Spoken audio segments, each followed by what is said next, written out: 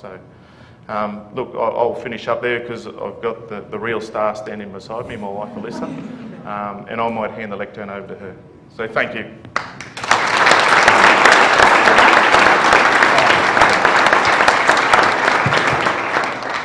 Hi everyone, thanks Adam and Jeff for inviting us over here.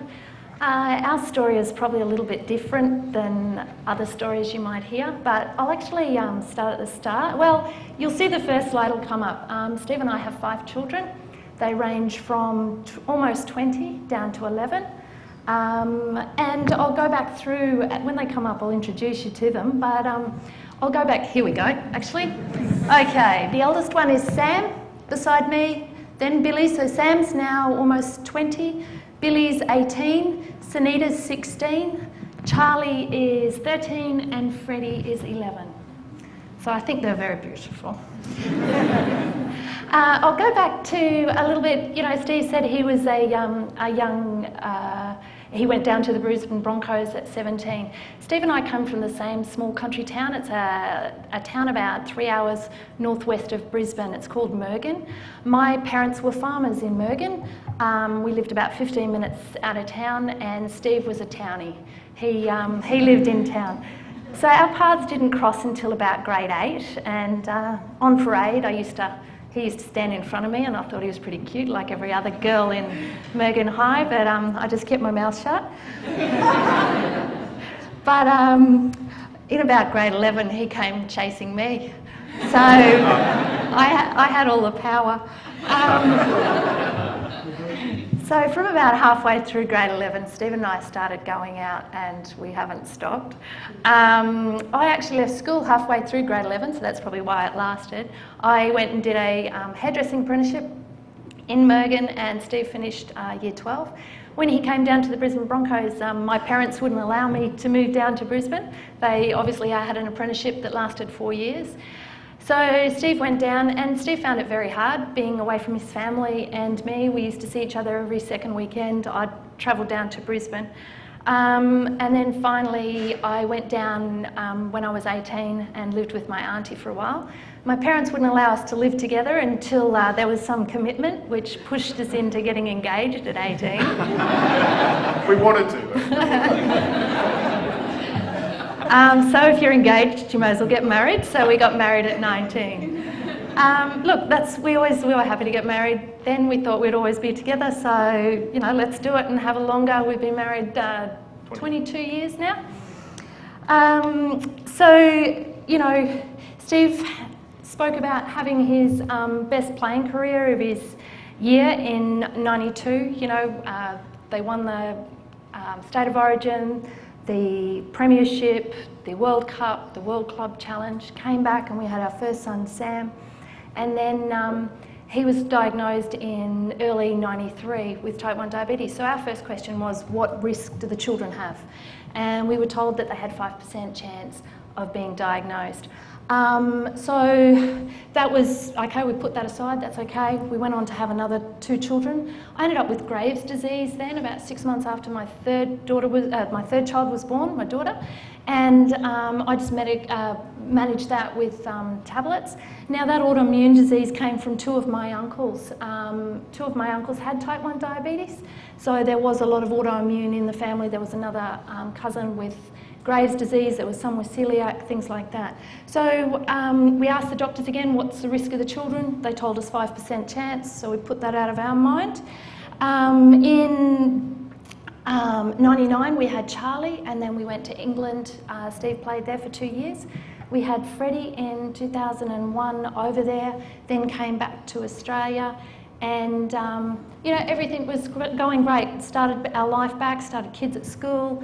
And then in May 2002, Charlie, our 4th child, he was 3 at the time, and he went to bed one night. I filled the water bottle up beside his bed. The next morning he came to me and said, "Can you fill this up for me?" And I just thought, gee, that's strange. And I asked him if I could test him, and he didn't want to get tested. But every now and then we would test the kids. They'd be interested when Steve was testing, so we would do it, not thinking that it'd ever be. But that night, that morning I thought, well, I'll just do it tonight when you go to sleep. And we were heading to bed at about 11:30 that night, and I said to Steve, "Did you test Charlie?" And he said, "No." I'll leave it, he'll be right. And I thought, no, I'm actually going to test him. And he showed up 20. So of course I go get the washer and clean his fingers and hope to hell that it's not. And it did come up 20. So we rang the Mater Hospital and they just said, bring him straight in. And I asked the registrar on the phone, I said, you know, my husband's got type 1. Does this mean he's going to have type 1? And he said, most probably yes. So went into the hospital. Fortunately enough, we picked it up early. He didn't get really sick. Started on injections the next morning. And, you know, we just had to learn of, you know, what to do. The kids didn't have the fear of the injections, which was good because of seeing Steve. But it was just different when you're managing a child to, you know, Steve's big enough and ugly enough to look after himself. Now I had to step in and understand this, and really I take my hat off to Steve. I didn't really understand how hard it was to prevent hypos and highs, and, you know, I probably had to go at him, aren't you looking after it if you had a hypo? But he did really well, and Billy, our second eldest, he was probably the one who was most interested in Charlie's diabetes and was understanding and asking questions of why I was doing what I was doing. So Charlie was diagnosed in May. In New Year's Eve that year, Billy actually came out, and I can't for the life of me remember what his symptom was, but I just thought, can you test yourself? And his levels came up 13. Now I've actually converted this because we use millimoles per litre, and you use milligrams per decilitre. So Charlie, when he turned up as 21, obviously it was 360, somewhere around there. Billy, that morning, I didn't do the 13, so you're just going to have to convert that by. Adam said 17.2, so you do the maths. I can't do. So he came out, that whole rest of the day we tested him, and he got up, you know, around the 18. So where's a quick, you know, over 280, somewhere like that. So I rang the specialist that afternoon, and he just said, Happy New Year, bring him in tomorrow and we'll start him on injections. So Billy took the older brother with him for a little adventure at the hospital. We started on injections just for the day stay, home that night. I can remember walking through the house that night when I got home and just thought, how the hell am I going to cope with this? You know, I could remember when Charlie was diagnosed, and I have lots of animals, so you'll see all the slides of all the animals. I'll name them later or tell you what I got later. But animals are a really big part of my life, and I can remember when Charlie was diagnosed, I just thought, I'm going to have to give this away. There's no way I can manage. You know, when Charlie was diagnosed, I had 5 children under 9.5. So, you know, as well as diabetes on top of that. So I was saying to Steve one day on the phone, you know, I'm going to have to get rid of everything. So when I came home from the hospital with Billy, I just thought, why me? You know, how do we do this? How can this happen so quickly to us? But you know what? You just got to get up and you got to be positive for your kids, which we were. Billy was really coped with it really well. He was only 8 years old at the time, but he already understood a lot about Charlie. When the kids are diagnosed in Australia, they actually go to a new patient clinic. So once they're finished in hospital, once a week for 3 weeks, we go back to the hospital just for a 4-hour session for understanding, which was really great. And then when Billy was diagnosed, this doctor's specialist said to me, oh, you don't need to bother to come back to the new patient clinic. And I thought, no, I actually want to, because I'm sure there's things I didn't understand back then.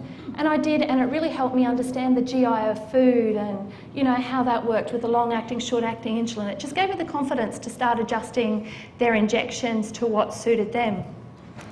Billy ended up also being diagnosed with celiac disease in the May the following year. So, you know, that's a huge thing. If he could give up one disease, he would actually give up the celiac and keep the diabetes. You know, it's so restricting. He can't have wheats, oats, barley, rye or malt, which is a huge element of a diet, especially now that they're big growing boys. In October 2003, Freddie was about 2.5, grumpy, thirsty. He was obsessed with all the blood glucose meter and the needles and everything, so he'd quite often test himself just for the sake of it. But when he started being grumpy, I started testing him, and his levels were up to about 120, 150. So now this was within, you know, 1.5 years of Charlie being diagnosed. It was doing my head in. So I actually asked the hospital if they could do a glucose tolerance test just to find out what was happening. And yeah, it came up that he was developing diabetes. And really, out of all of them, that was the hardest time, because why couldn't I stop it? It was coming. Why couldn't I prevent this from happening to my child? He lasted for about 6 months. And in March 2004, we'd gone to the hospital. I don't know if your HbA1c levels are similar over here to Australia, but the doctor said if he was above 6, we'll start him on insulin. Well, he was only 5.6. But you know what? He needed insulin. I could tell that. So it was 2 weeks after that appointment, I just rang the doctor and said, can I start him on insulin? I know what he wants. So yeah, we did. And we didn't see a specialist for another 2.5 months. You know, we sort of knew what we were doing. I actually then went back to the new patient clinic again. They said you didn't have to, but I just thought it was a perfect opportunity to bring in the other carers. Like, to actually, Steve and I go out for a night. That was huge. To leave, you know, bad enough leaving one diabetic child, to leave 3 with someone is really hard. So I got my parents, my mum and my girlfriend to come along to the new patient clinic to help understand it a little bit more. We were asked to have a blood test. There was a consortium going on, and they were doing research on families that have 2 or more type 1 diabetics in the family. I was happy to do that. I didn't want my kids to belong to trials, you know, with the inhalable insulin or the nasal, you know, trials and things like that. But I just felt this is one way we may be able to help.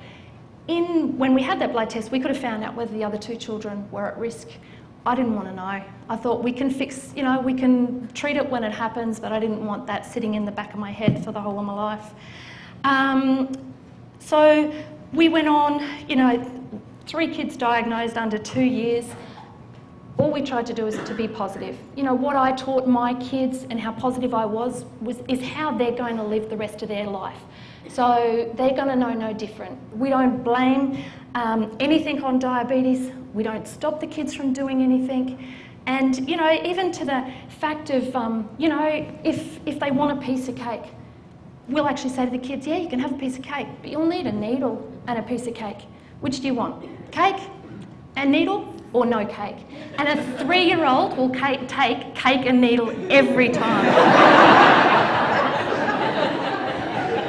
It's just about choice. So then it's actually them owning their diabetes. It's not me as a parent going, no, you can't have that because you've got diabetes, you can't do that because you've got diabetes. And then they hate this diabetes.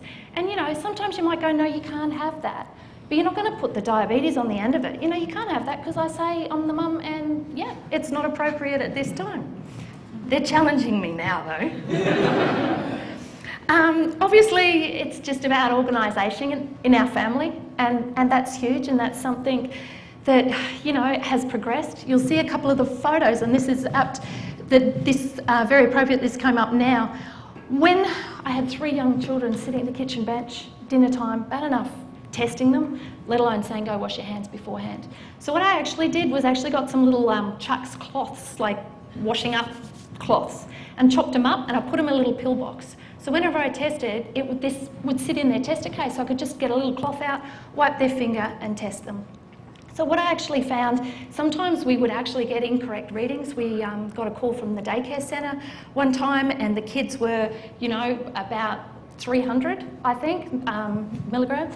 And they were going to, Steve was about to talk them into actually giving them an injection. And I said, no, can I speak to them? And I asked them if he had washed his hands. They said, yes, he had washed his hands. I said, well, I've got those little wipes in the case. Can you please pull them out, wipe their finger and see what level they are?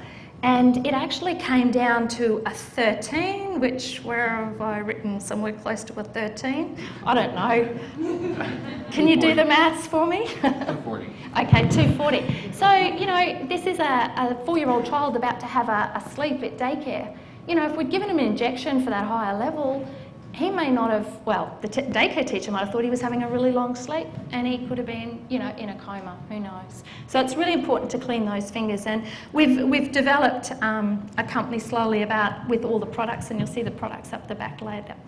So the daily routine in our house. Steve and I, look, the kids test themselves, breakfast, morning tea, lunch, afternoon tea, dinner, before bed, and that's before we go to bed at about 9:30, and then we also test him at 1 o'clock in the morning. We still choose to do that. We've got, you know, multiple diabetics in the house. The chance of having a hypo in the middle of the night is higher. There's also, it's correcting the highs, so that will prevent that higher HbA1c over the long period of time. That night test, Steve and I are on week on, week off. So from Friday to Friday, you're on. You actually test the child, you feed the dogs, then you put the dishwasher on.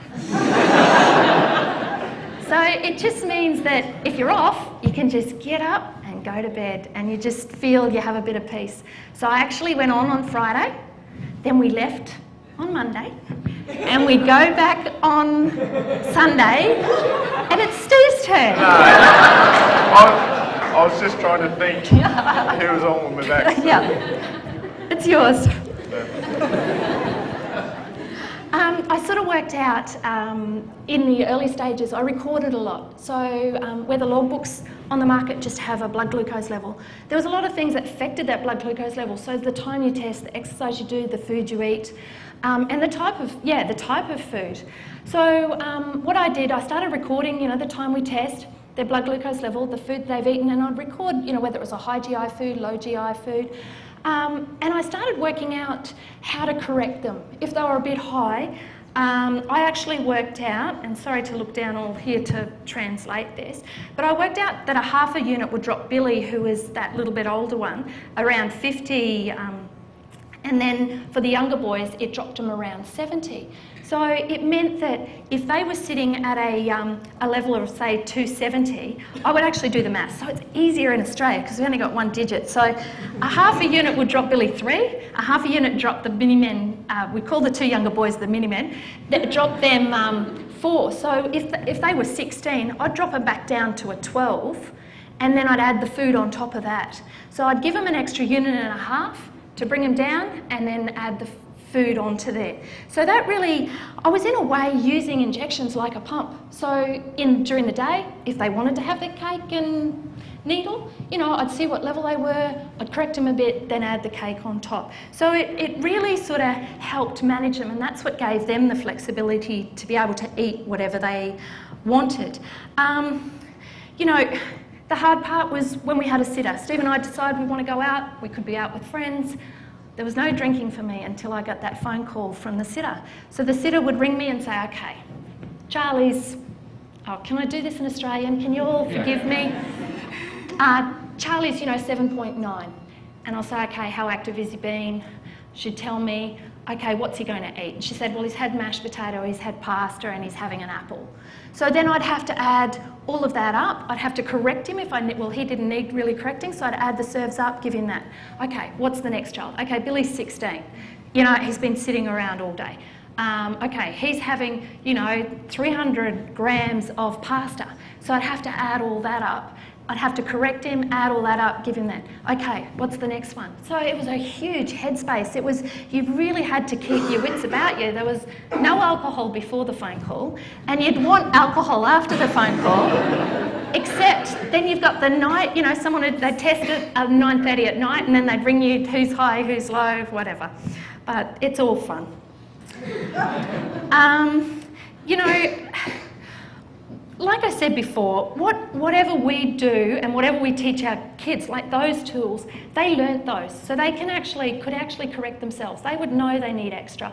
When we, you know, first started working, we worked actually in serves rather than grams, so it was easier for the kids to go, you know, 15 grams was 1 serve, so a slice of bread was a serve, an apple was a serve, a banana was 1.5 serves, so it was easier for them to calculate those sort of things. When the kids started, you know, at school, at the start of the school year, I'd go to the teachers, I'd explain everything about them, I'd offer my services for a phone call, whatever they wanted. The more the teachers rang me in that first 2 weeks of school, the school year, the more they'd understand it, and the less phone calls I would get for the rest of the year, pretty much. And this is where we worked on management plans for, you know, when I did the wipes, I started designing the wipes and working out, God, these are fantastic. I was actually chopping, ironing, folding, moistening, all in Glad Wrap just to have these wipes myself. So then I started researching how I could do this, and if it was working for me, obviously it would work for other people. So I went and found a designer to help me design them, and we tried to find a factory. 8 months in the whole world, no one would make a 4x4 centimetre interleaved wipe, so it was huge. So while I had spare time, we decided to design a case to hold everything in, because I found that, you know, just testing the kids at night even, you know, you go to take the tester in, well, you wouldn't fill the logbook in because the logbook was never with the meter. Then, you know, if you needed to correct them, the injection wasn't there, so you would need to go and get the needle from the kitchen. So we designed a case to hold everything in. So, you know, I'd go to the teachers, I'd be fully equipped, you know, the case, the management plans for schools, so to tell them where the hypo kit's kept, where their meter's kept, you know, when they need to be tested, what our contact details are. Now all of this is happening. Sunita, you know, she was free from anything, but Sunita started having little seizures when she was 10. And we went to the specialist, and the specialist said, look, if it is epilepsy, they'll become more frequent and larger. So certainly she obviously had another seizure, so we went back to the specialist to start her on medication, and we decided to do an MRI to rule anything out. And we didn't expect it, but what they found is a small tumour actually in the core of her brain, which, you know what, that just changed me. Diabetes is nothing compared to a tumour. You know, I can do diabetes, you can manage diabetes, but you can't do anything with a tumour. So for 3 months, we had to just sit and wait and see if that grew, and it didn't, thank God. Then we had to wait another 3 months to see if it grew, and fortunately enough, nothing changed. And it still hasn't changed, touch wood. So she stayed on epilepsy medication for 2 years, and then she's come off it, and she's fantastic. So we're out to about 3-year MRIs just to keep an eye on it, and she'll have to do that for the rest of her life. But, you know, it really put diabetes in perspective for me, because, you know, that's a huge thing. You don't want to ever go through that, so we can handle anything other than that. The pumps, you know, would we pump or not? I always said no to pumps. I even did a talk at the state educators conference. Hey, you can see we do pumps now. We probably have more in our cupboard than you have in yours. That's actually a bit empty. That's halfway through. We decided, I always said no to pumps, because I thought when the kids were having injections and testing themselves, then after that, they were free. They had nothing attached to them. They were free to go and do whatever. And so I would say, well, my child's sort of not diabetic when they're not being tested in injections, which is totally unrealistic. But what was happening is Billy, the older one, used to have problems. The long-acting injection used to really sting him, and he used to crack up.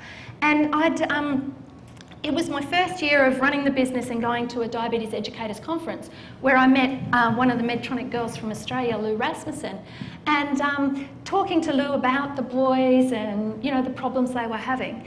And you know, she took me more through the pump, and fortunately, you know, I had that opportunity that a lot of other parents don't, to see all things to do with diabetes in the one centre. But you know, I went home then, and I think the following week, you know, Billy was cracking up about his injections, and I said, you know, you can go on a pump. You only need an injection every 3 days. You know, you push all the buttons. He didn't want a bar of it. So Billy's 12, no, don't want it. But the 2 mini-men, they actually said, yeah, we want one. And Steve also said the same. Steve said, well, I might as well get one as well. So Lou helped us with that process and got all the boys onto the pump. Steve's specialist, unfortunately, was against pumps and told Steve that you won't like it. If you do go on it, in 3 months you'll be off it. And he actually wouldn't put Steve on it. So Steve had to then find another specialist, endocrinologist, to go onto a pump. So in the meantime, we've got the mini-men, on their pumps, and we've got this spare pump at home. And it was school holidays, and I could see the benefit so much, and I knew it would really help Billy. And I said, come on, let's just try it over the holidays. And he didn't want, but obviously I'm persuasive. And I conned him into trying it for 3 days. I said, just give me 3 days of the holidays, that's all you have to do. He said yes. As I'm about to cite him, you know, we set it all up or whatever, about to cite him. And maybe that was wrong for me to do that myself, but oh well, I did it. And, you know, he's going, no, I'm not going to keep it. I said, that's fine, I don't care, just try it. 20 minutes later, he comes back to me, so I'm keeping it. Never looked back. And I think it was the image. You know, he was worried how it was going to look, so I'd imagine he would have gone in his room and had a look at himself in the mirror. Also, well, was it going to hurt while it was in him? You know, obviously he realised it wasn't, so he hasn't looked back. So it's fantastic. So then we had to arrange to get another pump from for Steve. So if the call centre people were here, we drive them crazy because if a pump fails, I'll take Steve's and put it on the kids, and then it probably doesn't. So when you have a problem with a pump, and they'll go, you know, what name and what's the reference number on your pump? And they go, but that's not Steve's pump. This one's Steve's pump. I go, oops, okay, it's probably on the other child. That doesn't really happen. It has.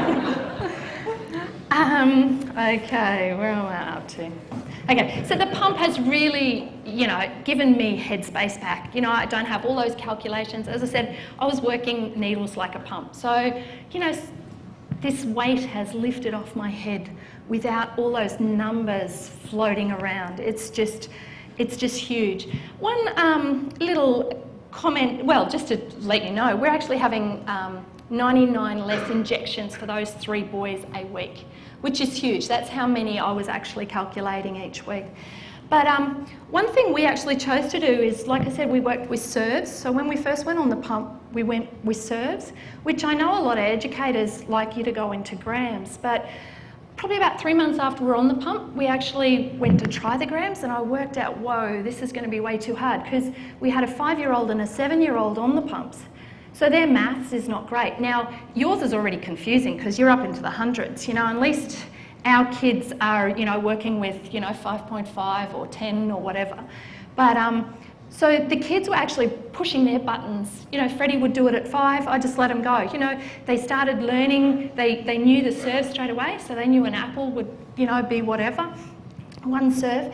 One day, Freddie, it was probably only 3 months after they had the pumps, I was working downstairs in my office. I ran the company from home for many years, and he came down to the office and he was eating a banana. I said, have you put that in your pump? And he said, yeah. And this is at 5, you know, years old. And I said, have you tested? And he goes, yeah. I said, well, what were you? He says, I was 5.5. And I said, well, what have you eaten? He says, I've had a banana and Nesquik. I said, so what'd you put in your pump? And he says, well, a banana's 1.5, a Nesquik's 1.5, which is a milk drink.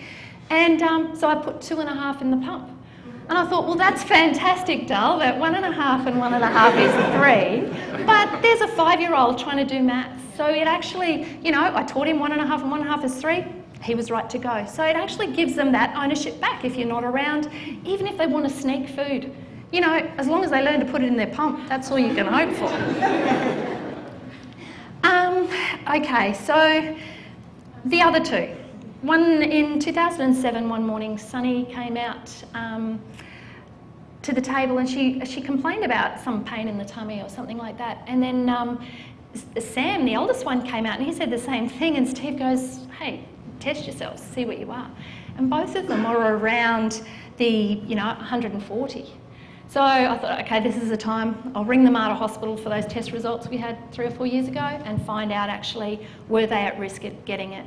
Sam came back, the eldest one came back to say that yes, he had similar DNA to Billy and Freddie. And I forgot to also mention to you, Freddie, the youngest one, has celiac disease as well. He was diagnosed with that a couple of years later.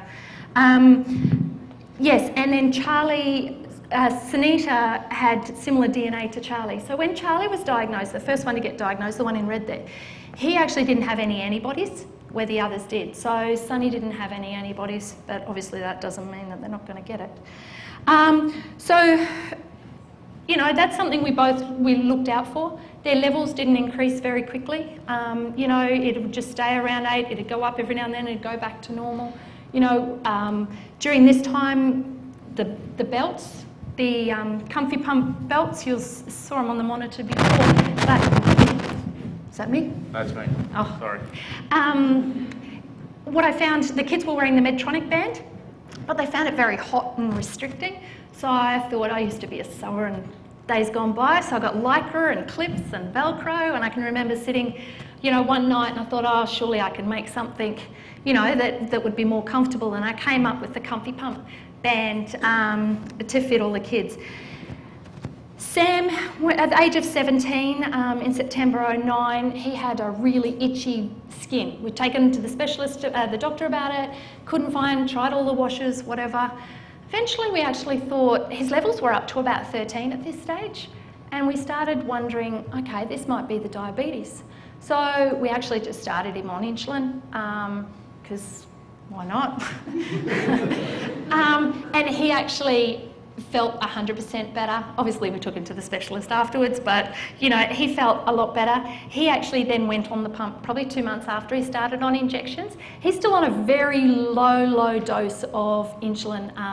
His honeymoon period is still 2, going on 3 years long, and the diabetes educator says he's on about the amount of insulin for a 6-month-old, which is really unusual. And I wonder, obviously his onset was 2 years, but you also wonder if going on the pump is actually helping his own cells from decreasing, sort of managing that. Okay, so I've gone through, showed you our cupboard. We actually go through about 15 sets and 15 reservoirs a week, which is about 1.5 boxes a week. Thank you, guys.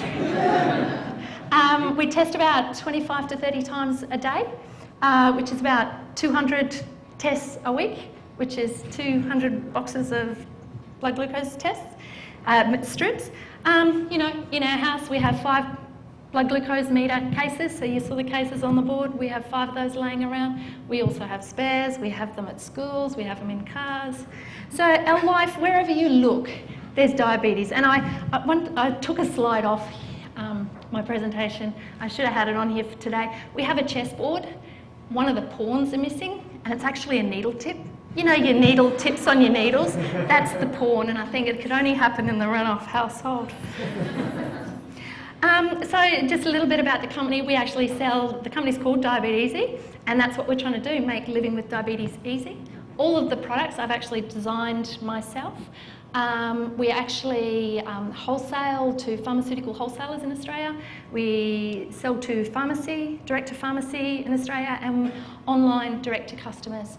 And the online direct to customers, we actually sell a huge amount over here to America, England, Canada, France, Ireland. So we're getting worldwide, which is great. And, you know, our comments back, finally, you know, there's someone who really understands diabetes. And, you know, it works for us. There's nothing that we don't use. So I've been a bit, I suppose, selfish. I've only designed what I need. There's probably heaps of other things other people need, but that doesn't matter.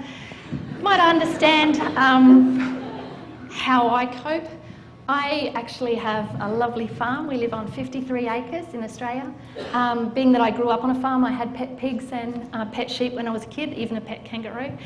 And sounds very Aussie, doesn't it? But yeah, so I was fortunate enough in 96, well 95, we actually bought this property. It was we were looking for a nice house on 1.5 acres, and we found a really shitty house on 43 acres. But we've done the house up, and the animal situation is growing. I actually breed belted Galloway cattle, so they're a Scottish breed, and it's actually a black cow with a big white ring around their middle. They're really beautiful. You can get them in miniatures and larges, so I mainly have larges. I've also got a Scottish Highlander, an Ayrshire, a Jersey, so they're 2 milking cows. I actually milk my cows. I did a cheese making course last year and made camembert for Christmas last year. She's just had a calf now, so as soon as I get back, I'm going to be milking and making cheese again. We've got 7 sheep, a goat, 3 donkeys, 3 alpacas. I've got a camel.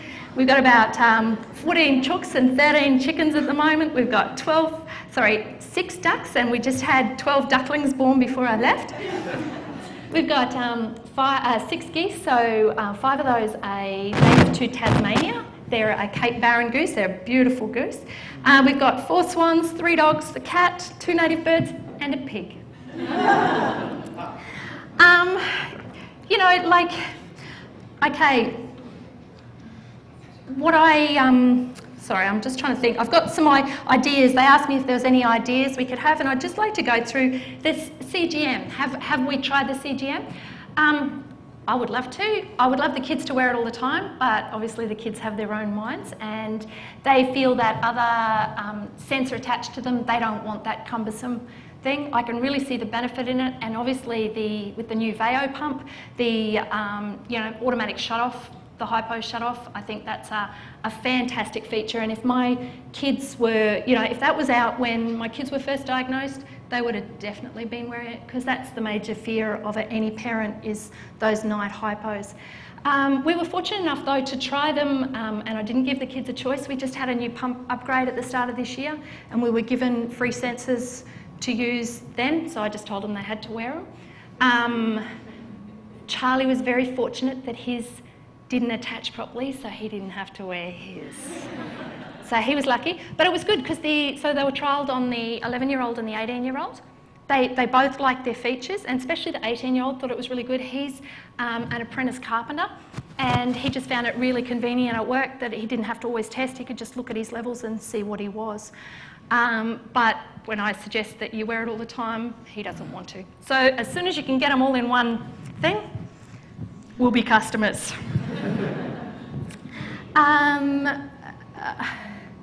I would suggest my little story about Billy not wanting the pump and saying no to the pump. If at all, and I don't know what you do over in here in America, but they don't do it in Australia, but clinic times, if patients could be fitted with the pump during that hour to 3 hours of clinic time, just so they could wear it, see what it felt like, because obviously there was things that Billy wasn't explaining to me of what he would like and what he wouldn't like. So if they could go in there and just trial it for an hour, whether it's saline going through or something, they could press their buttons, they could just have a look at themselves in the mirror and see what it looked like. I'm pretty sure you would get a few more people onto the pumps. And also when our kids, I always said no to a pump because I actually didn't fully understand it. I thought it was a medical procedure. I thought there was something implanted, because you always heard someone was going into hospital to get their pump fitted. So you naturally thought that there was more to it than that. So if you could fit them in the clinic just as a trial, it shows people how easy it is. But it also takes that stigma away, and if you could portray that a little bit more, how it isn't, it's a very simple procedure, and it's education you're going to the hospital for, not the actual fitting of it itself. The best features, I think, is the suspend features or the temporary basal features. We use that quite often, when they're almost on that verge of hypo, but not. When we go and test them at night time, we'll quite often, put it on temporary basal for, 2 hours on 75% or 50%. So it just gives you that freedom. You're not waking that child up, or they don't have to eat if they don't want to eat. They've got options. I was talking to Adam about it last night. He took us out to dinner, but the information sessions on the features, it's like the new patient clinic with the diabetes. You can only take so much in. So if you don't take all the features in about the pump when you're first given it, they're lost. And I don't use the square wave and dual wave as much as I should, because I don't fully understand it, and it's something you need to practice. So, if there was, and Adam's talking about that they're starting in Australia, those sort of sessions, which would be very helpful, because obviously as children transition to adolescence, the adolescents need to understand their pumps. It's not just leaving everything up to the parent. Okay, I think I'm nearly done, but I'll go over my motto. A pessimist sees a difficulty in every opportunity, and an optimist sees an opportunity in every difficulty. And I really think that's how I've looked at my life. But thank you.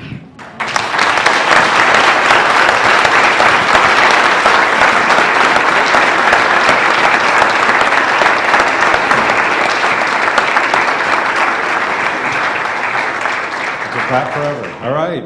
Hey, we have time for, we have a couple things to do here. I can take 1 or 2 questions. Does anybody have any questions? Mike? And I'm going to repeat the question because we have some people on Medtronic TV, so. So I have type 1 diabetes myself, so first comment saying that you said a 12-year-old or a 3-year-old that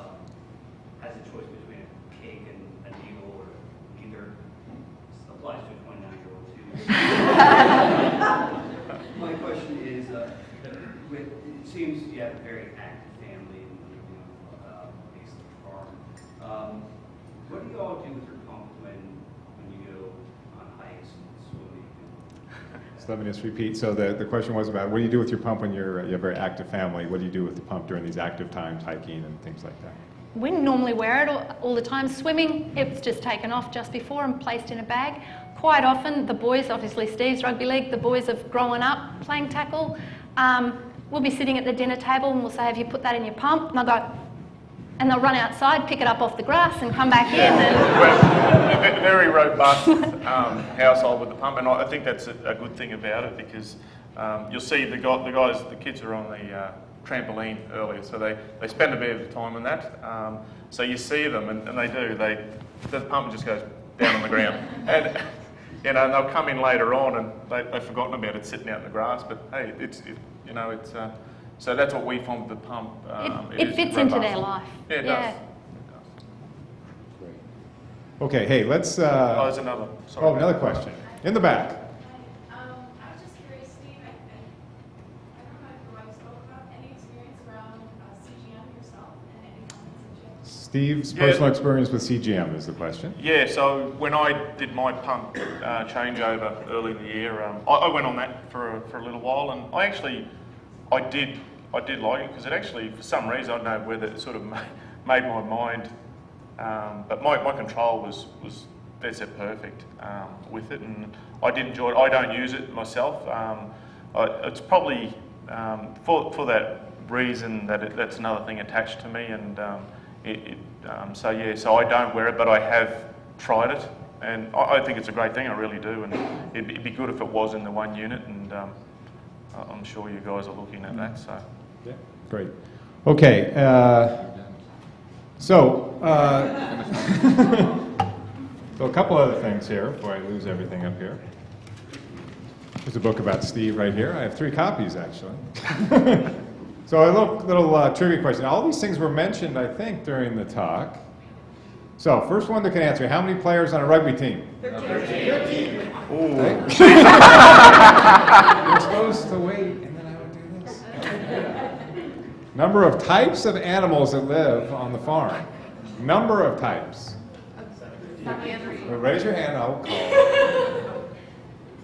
Oh, she forgot the snake. The snake, no, it went off. It was just We saying found hello. that wasn't going to live there. Anybody have a guess? All right, we'll raffle these off later. Okay, how about this one? Number of infusion sets used in the household in 1 month. 1 month. Okay, yeah, this one was This is a math problem. Amanda. Close. Up here, in the pink. 60. We have a winner. All right, we will do this. So I know we have 2 more things to do. One is this: you want to tell a quick story. A very quick one. Okay. Okay, just to sum up our life. You know how I was saying, Steve tests, we take week about. So Steve's always having hypos when he's on. So then he wants to wake me up to go, I'm having a hypo, can you test the kids for me? Which I don't think's fair at all. So this one night, like I'm on my week off, I should be sleeping. So this one night I could hear him standing beside me, at the bed, and he's, I went, what's wrong? He says, I'm having a hypo. I said, well, go and get yourself jelly beans. Like, what do you want me to do? He says, I can do that, but can you go test the Miniman? He said they were both high, and I corrected him. I just want to make sure I've done it right. So I went, okay, it's a Miniman. Steve went off to the kitchen. I went into the boys' room, and they sleep in the same room. So I had a look at Freddie's pump, and it said 16.8. And I had a look at, I think it was 1.8 units of insulin were going through. I looked on his blood glucose meter, and it said 2.3, which is a massive hypo. You know, when our 4's, nice big hypo. So I went, oh my God, he's got 1.8 units of insulin going through him, and he's 2.3. So for Freddie, because he's celiac, we actually usually use, or actually all the boys, we use glucoden powder in a little bit of juice, because it actually, 3 teaspoons of it, it really dissolves. It's a small amount, a big, you know, hypo bomb sort of thing. And, but we'd run out of glucoden powder. So Freddie has little tiny, tiny jelly beans. They're a gram each that are gluten-free. So I've got these jelly beans, gone back in and I'm stuffing these jelly beans into this poor little kid. I think he was only about 6 at the time. He's in his sleep, chomping away, chomping away. So I got about 30 into him. I thought, okay, well, I'll check Charlie's. And Charlie's, you know, his pump and his meter correlated. So I went back to Freddie, put a few more jelly beans in his mouth, and I thought, what's happening? So I double checked myself. And the 2.3, and I thought I'll just go back one. And it actually said 16.8. So what had happened is Freddie was 16.8, but then Steve decided he was having a hypo, so he'd test himself on Freddie's meter. So the 2.3 was actually Steve's hypo. So now I've given a child who's 16.8 another 30 jelly beans. But you know what? Because of the pump, it meant we could just put those serves in and go to bed. All right, that's great.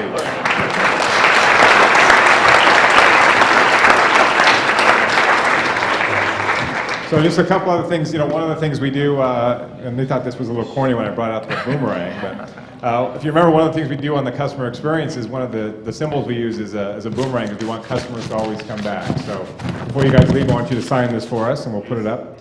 And then we have a special gift for you for making this long trip and coming and sharing your stories with amazing stories. So this is a little a gift, and Adam, you want to read what it says there? It just says, to the Renouf family, for living a life without limits, Medtronic Diabetes 2012. And now you have a backup pump on your case. Thank you. Yeah, you can Thanks, return Adam. it.